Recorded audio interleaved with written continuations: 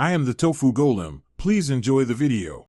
You start by signing into the joint Google account. This ensures you can remove access.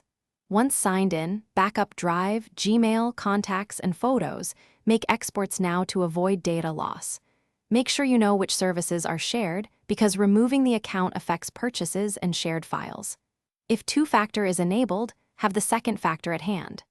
Do this first so you can proceed without interruption. Otherwise, you may lose access to critical data or subscriptions. Now, remove active sessions and app access. Go to Security and sign out any device you no longer want linked. Once done, revoke third-party app permissions to prevent reaccess. Next, review people and sharing, transfer ownership of shared Drive files, and Google My Business items because removing the account will orphan them otherwise. Make sure to change shared folder permissions where needed.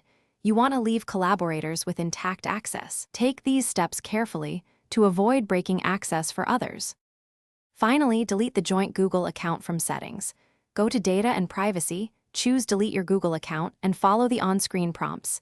Enter your password and confirm. Before confirming, download any final data archive if you skipped backups. After deletion, make sure linked subscriptions are moved or canceled. If the deletion is blocked, check two-step verification settings and recent security activity.